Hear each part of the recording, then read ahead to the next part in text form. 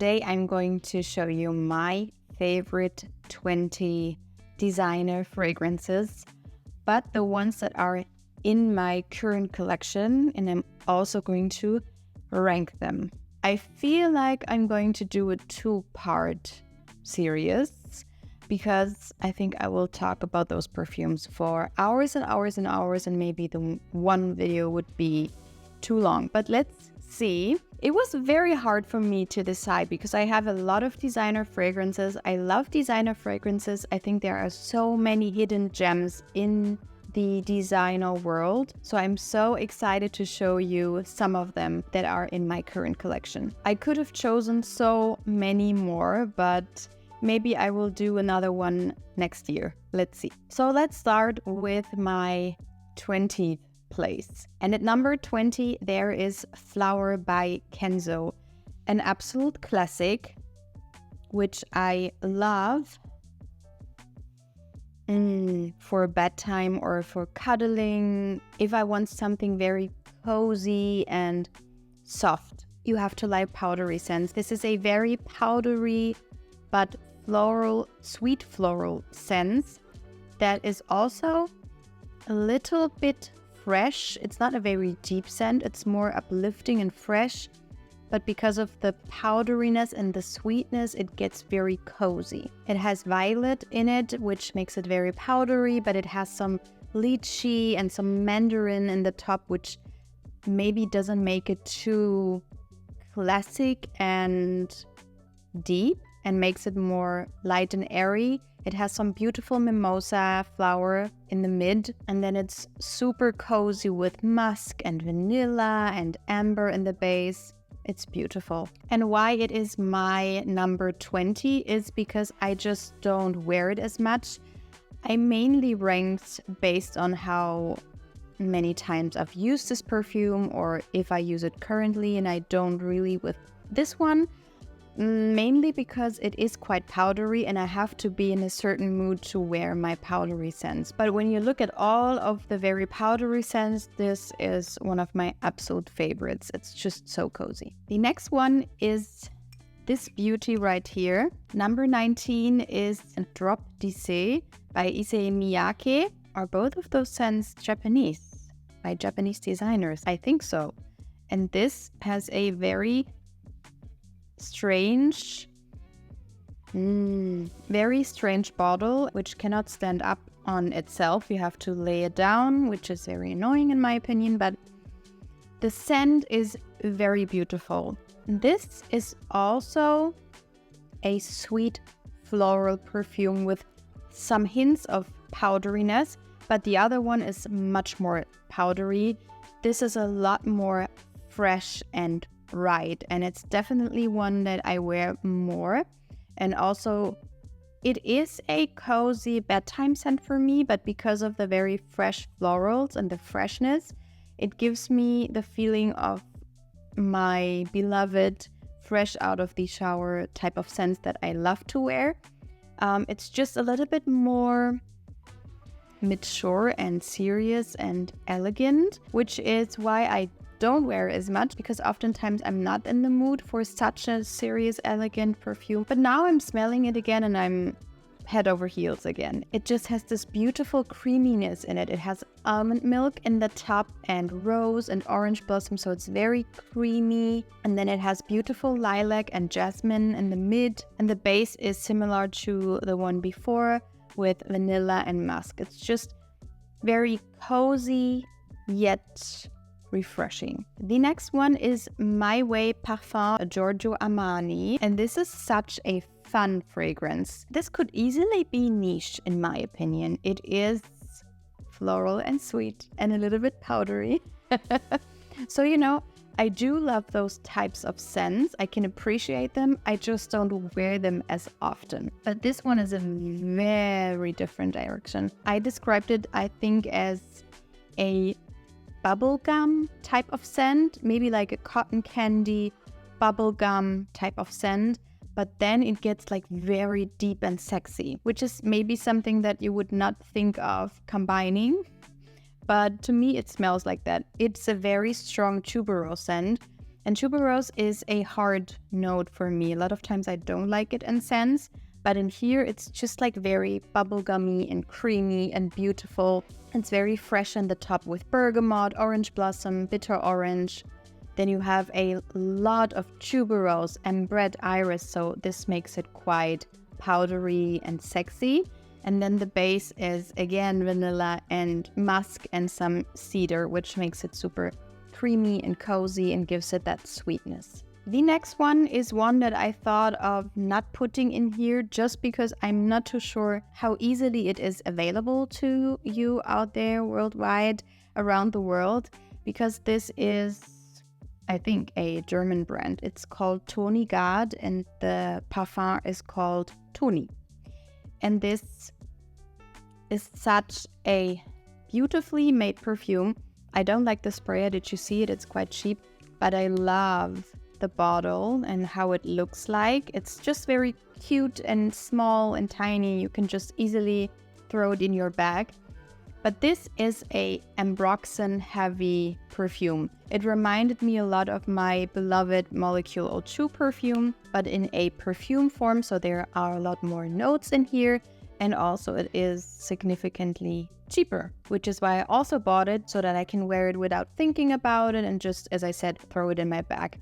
It has musk, cedarwood, and amber, as well as ambroxan in it. And it smells so good. It's very unisex. It does remind me, as I said, a lot of ambroxan. It's just a little bit more powdery and cozy and with a hint of spice and a hint of sweetness, but just a very, very tiny bit. It's just simple yet effective. And as I said, you can get it for a very good price here. The next one is Rochas Man. This is quite a classic perfume released in 1999. And I've only heard about it maybe last year or the year before because I was searching for something that would smell... No, I was searching for coffee scents and people said that this is a very beautiful coffee scent, so I blind bought it. And let me tell you, in my opinion, it does not smell like coffee at all. It's not a coffee scent. Maybe there's some coffee somewhere in the back, but it's not a coffee-based scent at all, in my opinion, on me and on my husband. But it's beautiful nonetheless. When I first wore it, I was quite disappointed because it wasn't the coffee scent I was expecting. But then I was smelling my wrist again and again and again, and so I thought, okay, I kind of like this perfume a lot. And then I thought, I know this type of scent. And so I looked it up and people say it smells not exactly the same, but it has a similar vibe to Coffee Break by Margiela. And I do think they smell very much alike. And this is so inexpensive. You can get this for, I don't know, maybe like 20 to 30 euros. At least that's what I paid for it. And this is a 100 milliliter. So what does it smell like? At first, it reminds me of a very classic, typical men's cologne, let's say, because it has a very strong lavender and bergamot note. But then there are so many creamy, delicious notes, which in my opinion make it very addictive and also unisex. It has coffee and vanilla, it has amber, it has sandalwood in it. It also has raspberry in the mid, which I don't really get. It's just very yummy smelling, but it's not a gourmand. People say this is a straight up gourmand. It's not. It's very hard to describe, but it leans in a classic men's cologne direction, but then they put like some gourmand notes in it. So then it becomes much more smooth and creamy and unisex, but it's not a gourmand scent to me. It's just very cozy and creamy. It's definitely something that I wear in spring, fall, and winter time. It's not a beast mode perfume, so I have to overspray, or it's also a very beautiful bedtime scent if you spray it lightly. The next one I'm going to present to you is Yves Saint Laurent Libre Le Parfum. And this is my favorite out of the line. It's super rich and decadent and sexy. It is, first of all, a honey fragrance. It's a honeyed lavender fragrance, actually. It's very sweet and floral. It has some spiciness to it. It's also creamy. It has some saffron in it, which you can definitely smell. But it's not the Baccarat Rouge saffron that you smell in pretty much any perfume that has saffron in it and is released nowadays. At least in my opinion, I get that a lot. And it's not the saffron like that. It's just a very beautiful floral saffron. And then it has some spicy ginger, some vetiver. As I said, a lot of lavender, and then it gets super creamy with tonka bean, vanilla, and the beautiful rich honey. Like you can see the juice on this perfume. It smells like the juice looks. It's like super dripping of creaminess and sweetness, but at the same time it gets super sexy and deep, and it's a perfect date night scent. However, I do wear it in the office in the winter time. Next up, I have a perfume that I have been wearing a lot in the last few weeks, which is called Izia by Sisley. And this is one perfume I showed you in the Perfumes YouTubers Made Me Buy video.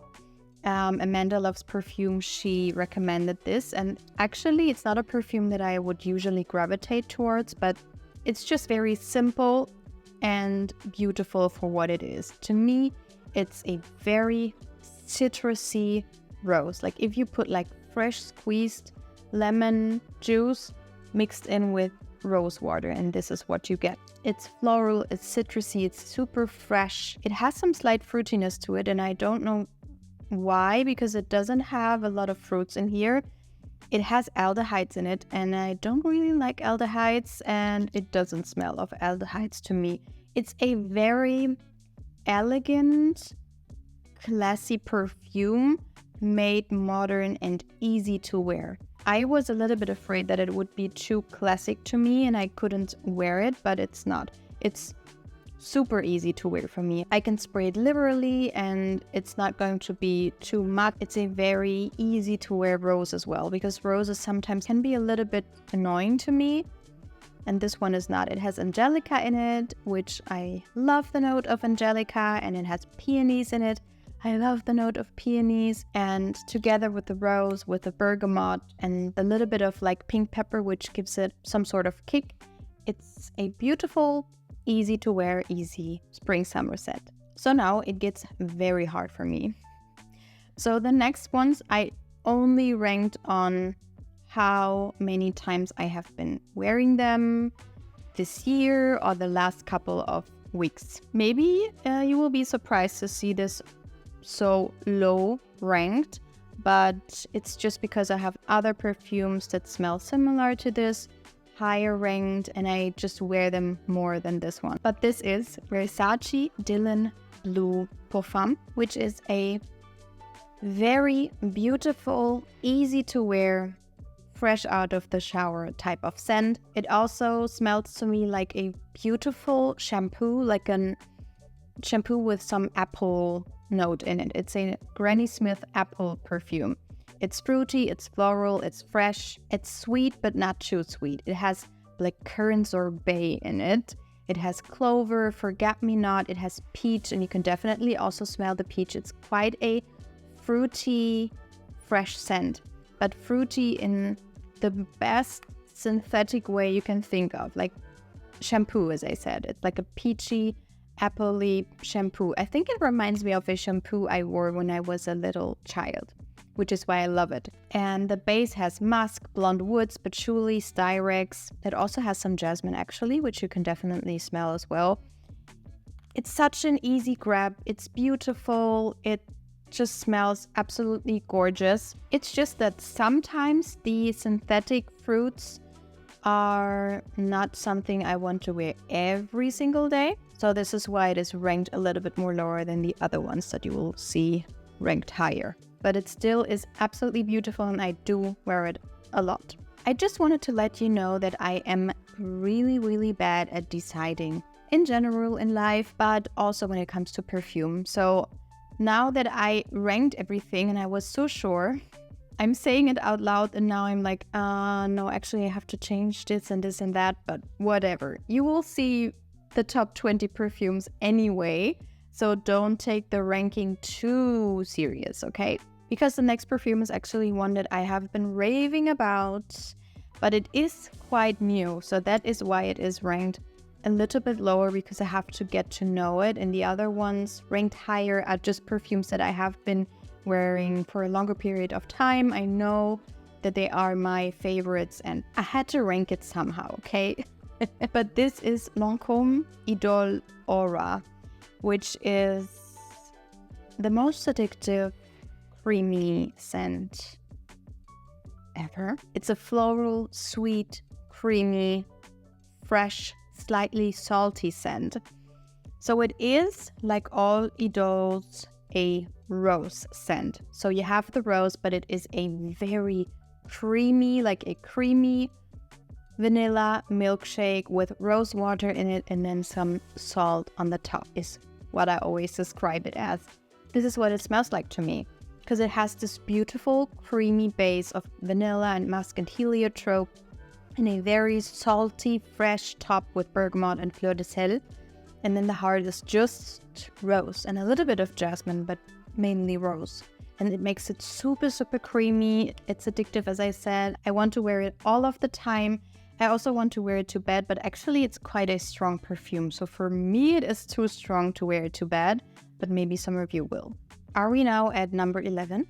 I think so, right? And I think it will be the last perfume in this video because,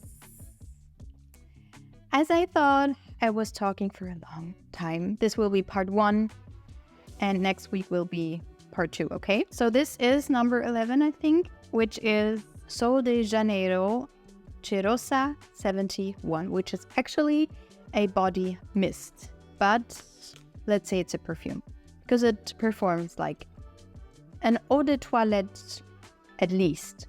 This is so addictive. I was thinking about this or the Cheirosa 40, but actually I've been wearing this much more than the other one. It's called caramelized vanilla and macadamia, but it has more notes of vanilla, sea salt, toasted macadamia nut, white chocolate, tonka bean, and coconut blossom. It's absolutely delicious. It smells so, so yummy, so edible. It's such a great gourmand. I'm not the biggest fan of literal gourmands. For me, most of the time it has to be like a balance so I can wear it, but actually with this one, it's an exception, and I just I just love to wear it. So now I only have the cap, but you can imagine the perfume. It's absolutely beautiful. It's creamy. It smells like fresh popcorn with some white chocolate melted, drizzled on top, and then some salt and some macadamia, maybe like some salted macadamia nuts on top. It's just so, so, so delicious and the perfect fall and winter scent. And if you spray lightly, you can actually wear it for bedtime, which is what I do in fall and winter a lot. So there you have it, number 20 to number 11 of my top 20 designer fragrances in my current collection, ranked by me. Let me know which ones are your absolute favorite and why, and I hope to see you next week for part 2. Bye bye.